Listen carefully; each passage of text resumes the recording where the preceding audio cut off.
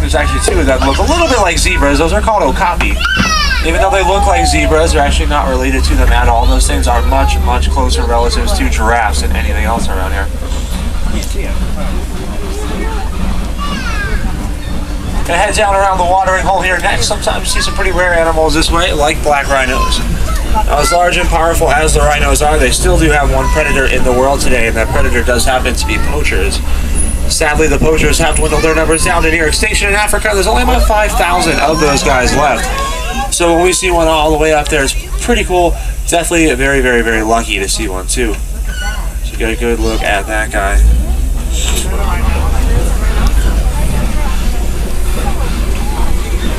There's actually one more right down here too, on the left again. So not only one, but two of these rhinos here, so very, very lucky there. Let's see what else we got going on in the forest here before we head on. Don't see anything up there on the right side just yet.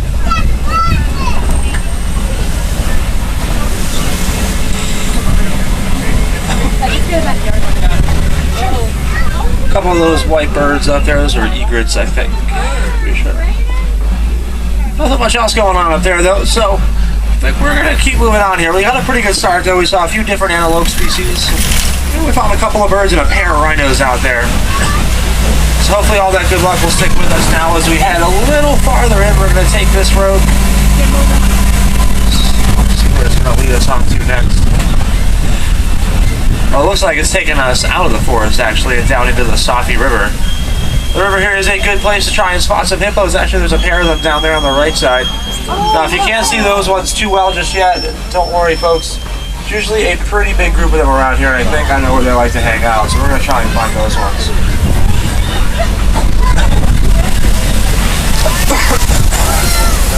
Alright, looks like there's quite a few of them on the other side of this island here.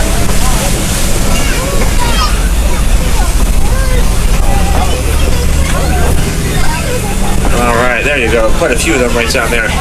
So that's how hippos do spend most of their day in the water like that. They can do a lot of things down there too. You can see those ones. Some of them are still sleeping. They're actually pretty good swimmers though too, despite the big size that they have. And they can even sink all the way to the bottom and walk on the riverbeds when they want to.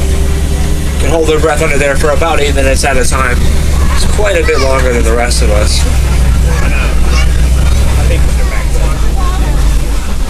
This bridge here gets pretty bumpy, folks, so it's really important that everybody stays seated while we head across, especially with some of those Nile crocodiles down in the water there. Now the jaws on those crocs are very strong, very, very powerful. They're actually able to produce enough pressure with those things to crunch right through bones. That's helped them hunt things that are much, much bigger than themselves. So I don't really like to hang around above them for too long. I think we're going to keep going up the hill here. See what we can find right around the next bend.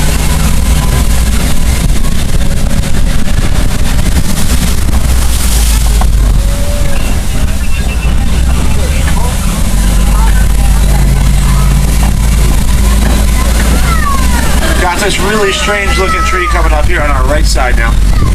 So this is called a baobab tree, and the baobabs there, they remain leafless like that for about 9 months every year.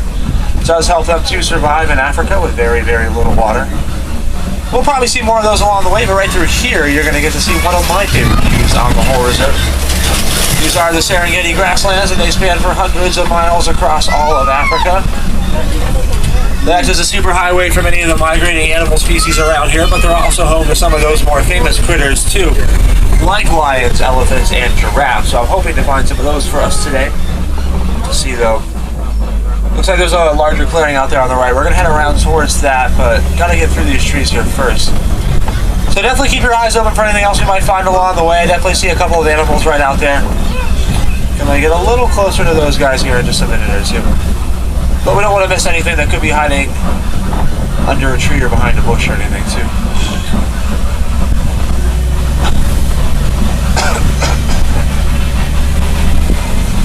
Alright, well, we're going to check this clearing up here in front of us out, and then we'll get over towards those gray animals there. So make sure there's nothing else up here.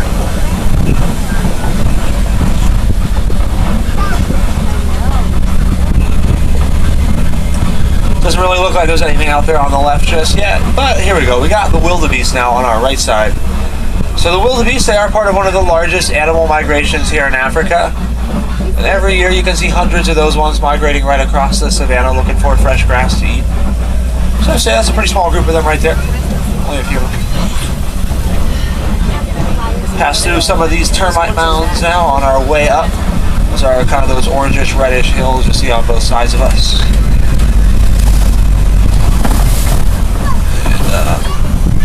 And I get up around the bend there. I would think we'd probably find a couple animals up there if they're not down this way.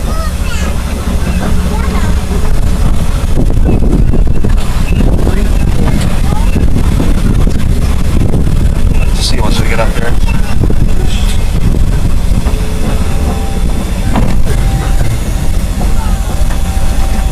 Sometimes you do come through areas though where you don't really see too much going on, and it's not really a bad sign.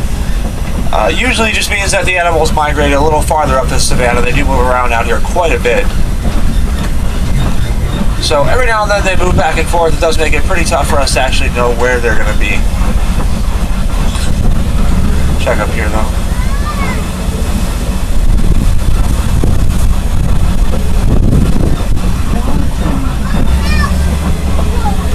Looks like it's maybe a little early for everything here. Oh, I got something that actually looks like just up here, so head up here and check these guys out.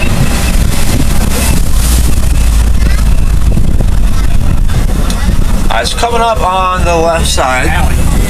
So a few of those animals there with the very, very big horns on them. Those are called Ankole cattle. As big as those horns are, they're not actually as heavy as you might think. Those Ankole horns are kind of honeycomb shaped on the inside. And it makes them a little lighter to carry around, since it's not solid all the way through. Kind of hide back there.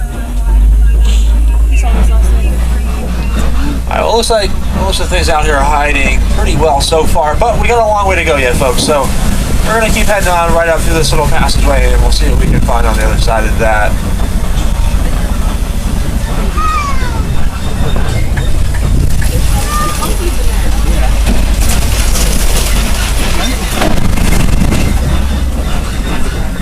Going on just up this way here now. It's pretty big. Oh, there we go. Take a look on the right side. Pretty big elephant out there, guys. Real quick here, take a look on the left too. You got some monkeys up there as well. Those are mandrills. There's one all the way in the back. There's a few more right there.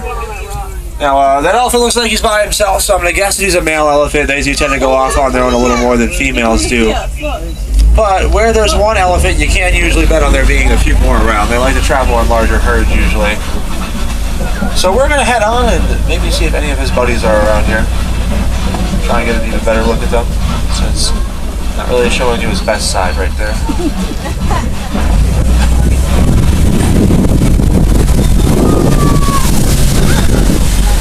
I'm not seeing any more of them out there just yet, but it does look like there's a pathway right up over that hillside. Could be where the rest of the herd went off to. I'm going to try and follow them on over there.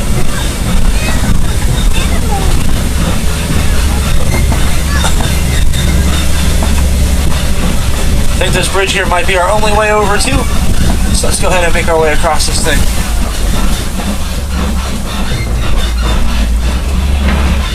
Ooh. That does not sound good there, guys. Hang on. Get us right back off of this thing here. Alright. You never know about some of those older bridges here, guys. They can really hold you for too long, and I don't like to take my chances on them. Better safe than sorry and all that. But lucky for us, we did make it across, and hopefully found right down here. All of these tusk marks here in the clay. That's a really good sign that those elephants hopefully were through here not too long ago. And maybe we'll be able to catch up to a couple of them. I would like to get you folks a much better look at their tusks if I'm able to. Those things are made out of ivory and they are very beautiful to look at. But we know that the poachers value them for the money they get off of them. So they'll actually hunt the elephants here and sell their tusks on the black market to try and make a profit from them. Of course, we have worked very hard out here to try and stop those poachers. And we've been doing a pretty good job lately. It's been about 2.5 years now since we've actually seen any of them on the reserve here. And it looks like there are some elephants just up ahead of us, so...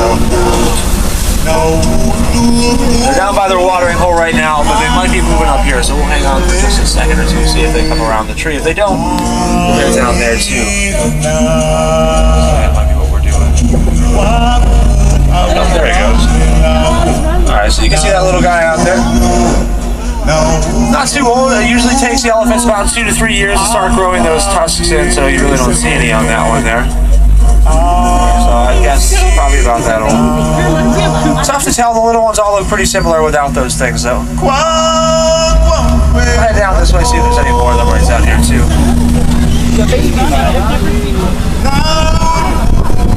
Now you might have noticed these big ears that these African elephants have out here.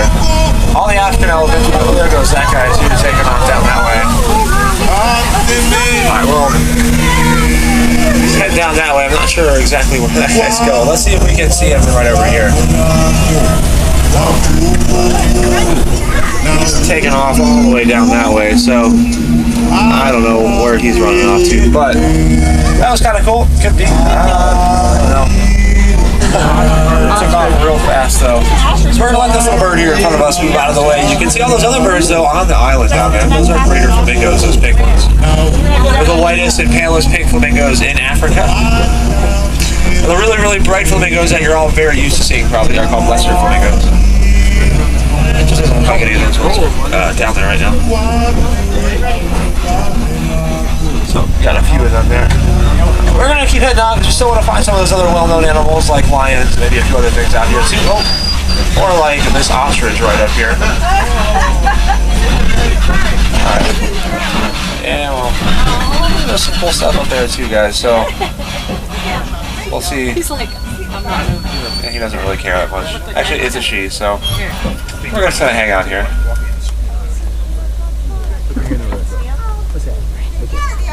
That's hilarious. Look up there. There's 2 rhinos walking the space here. There's 2 huge rhinos. You see the 2 rhinos? Wow. The rhinos are There's 2 big rhinos. It's an ostrich. Alright, so this happens sometimes, guys. This is the animal's homeland, so we give them the right of way. We let them move on. Look at the big rhinos. Before we do, luckily for us, looks like this guy is Oh, wow. gonna keep moving forward. So, ostriches are the largest birds in Africa. It's easy to see that. They got those big, big wings to go with their big bodies, but believe it or not, they don't know how to fly, so they really can't use them all that well. You got some zebras there, very migratory ones. See, they found a nice patch of grass to eat off of. And the brown ones there are Bontebok.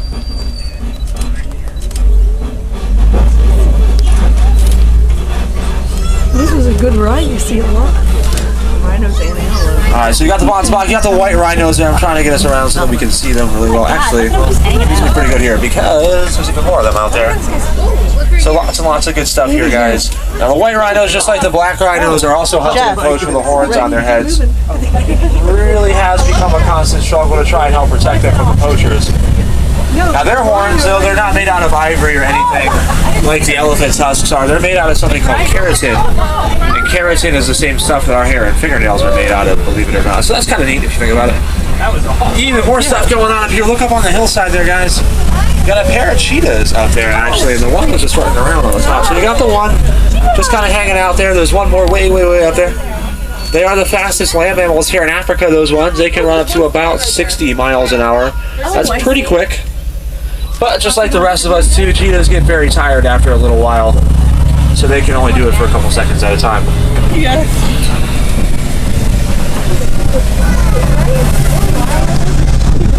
So it's like we said, I guess the animals all just moved up a little farther into the savannah.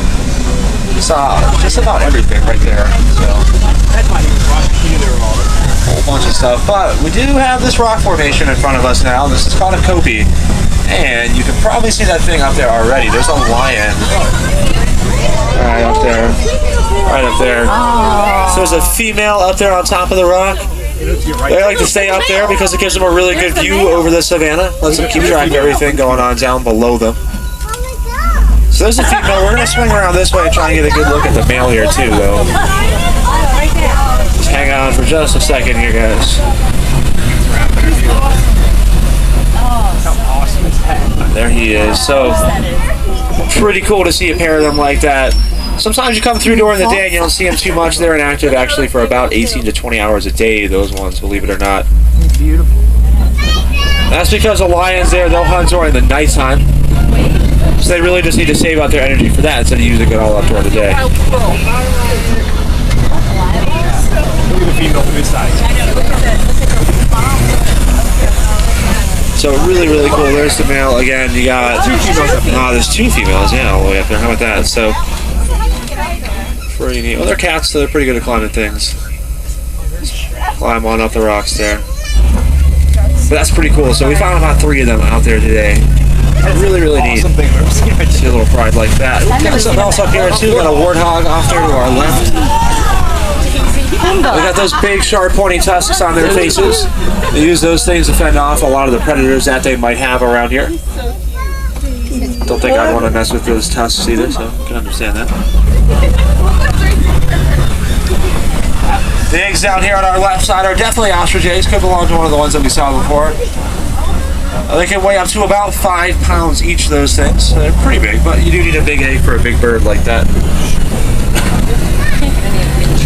We saw how big their wings are before. Now, we said they can't fly. What ostriches can do pretty well, though, is run very fast. They can run to about 40 miles an hour, believe it or not. So, guess if you can't fly, that should be a pretty even trade there. What do we got here? A bit more ground to cover still. One more bridge across. Hopefully this one here doesn't give us too much trouble. As we head off into the glen, it looks like we got something waiting for us over here, too.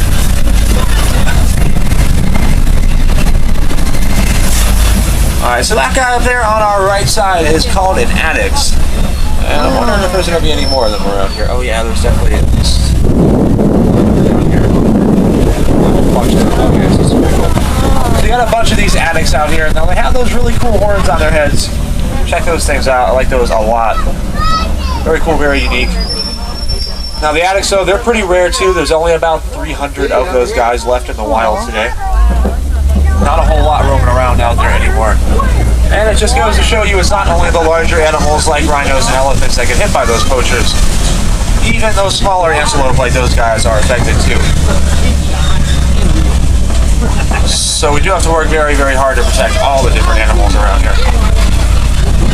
Of course, though, living and working very closely with these animals can be pretty challenging too. Those animals do like to make our lives a little tougher sometimes, but we definitely do that to them as well. Some of those animals can even take our supplies and our resources and things like that when they get a little too close to them. But to be fair to all of those animals, humans are the ones constantly moving and expanding right out into their homelands. So here in Harambe, we're just looking for a way we can all live together in harmony, because that way everybody wins, and really that is exactly what we want out here. Now, I do think that our safari is just about at its end, though, folks. We're going to be coming up to a warden's post here, and I'm going to have to drop everyone off. It's only going to be a short walk back to the Harambe village, though, so you want to gather up your belongings. Looks like the warden's ready for us. And here in Africa, we hate to say goodbye to our new friends. We think it's too sad, and we always hope to see you again. So instead of goodbye, we use a Swahili phrase that means to go well, and that phrase is kwaherini. So, kwaherini, everyone. Ciao, warden. All right.